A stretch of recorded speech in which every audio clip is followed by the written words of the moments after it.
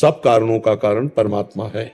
और उसमें चाहे जितने कारण जोड़ लो, सब कारणों का परम कारण परमात्मा है और उसकी प्राप्ति होना ही सर्वसिद्धि है। और उसकी प्राप्ति होती है तन पवित्र, मन पवित्र, वचन पवित्र, स्वभाव पवित्र। अब उसके लिए नाम जप करो और अपनी इंद्रियों को जितेंद्री मनोनिग्रही, अभी सब काम बन जाए। अगर हम केवल दिमाग में ही समझ ले और चले ना तो कोई लाभ नहीं मिलेगा। जैसे हमने हलवा बनाने की पूरी प्रक्रिया सीख ली पर कभी बना के नहीं खाया तो फायदा क्या हुआ प्रक्रिया सीखने से।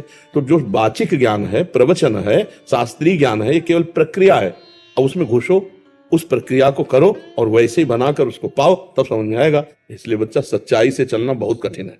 मन भोगों में जा रहा है, उसको हटा के परमात्मा में लगाओ। बहादुर हो तो करके दिखाओ। यही है ज्ञान। ज्ञान का मतलब क्या है?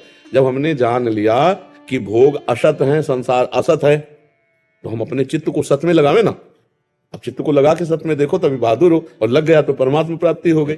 जीवन में साधना नहीं है, जीवन में भगवत संबंध नहीं है, केवल चर्चा है। तो चर्चा मात्र से, बातों से कोई काल पर विजय प्राप्त कर सकता है क्या? उसके लिए तो साधना करनी पड़ेगी, उसके लिए भजन करना पड़ेगा। हमारे साथ कोई नहीं जाएगा, ये केवल कर्म बंधन है। जो सुखद और दुखद वही मित्र शत्रु बनकर व्यवहार जगत में हो रहा है। मैं तो प्रभु का हूँ, प्रभु मैं हूँ, प्रभु के पास जाना है, जैसे भाव हो। और हर समय नाम जप करे, कोई पाप कर्म ना करे, तैयारी रखे, कभी भी फोन आ सकता है। इसलिए हर समय हम तैयार हैं। क्या? अपने प्रभु का आश्रय दृढ़ है, खूब नाम जप करते हैं और तैयारी रखते हैं कि कभी भी प्रभु का बुलावा आ सकता है। हम ये नहीं कि कल ये करेंगे, ऐसा नहीं कभी होता कि कल ये प्रोग्राम कर, नहीं, अभी है, ये हो रहा है, तो हमारी तैयारी फिट है। क्या? हमारा कोई नहीं प्रभु के सिवा, एक भी मित्र नहीं है। कोई नहीं कर सकता पूरी सृष्टि में, एक भी मित्र नहीं। तो शत्रु कैसे हो सकता है? जब रागी ले किसी से तो द्वेष नहीं है, और सबसे प्रियता है वो भगवत भाव से। आप सब आए हो, मेरे प्रभु आए हो, इस हमारे समय तैयारी में। जिससे प्यार किया अब वो बुला रहा है, तो हम तो दौड़ के आए, आप बुलाओ। हम तो अभी क्या कर रहे हैं? उसी के प्यार में जी रहे हैं, उसी की सेवा में जी रहे हैं, उसी की आज्ञा में जी रहे हैं, उन्हीं के लिए बस इंतजार कर रहे हैं कि आपका इशारा मिले। शरीर क्या चीज है? शरीर तो समर्पित बहुत पहले हो चुका था।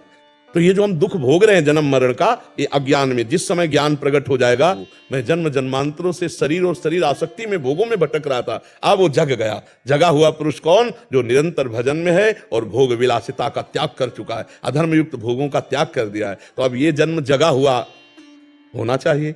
हम भगवान का नाम जप करें, भगवान की लीला कथा गाएं, संयम से रहें, गंदे पापाचरण ना करें। धीरे धीरे हृदय पवित्र होगा, संशय नहीं रह जाएगा, समझ में आ जाएगा कि भगवान है। और देखो, अपना कल्याण करना और हजारों का कल्याण करना, ये भक्तों का स्वभाव होता है। भजन करोगे ना, आपका भी कल्याण होगा और अन्य का भी कल्याण होगा। और इसलिए नाम जप करो, पवित्र आचरण करो।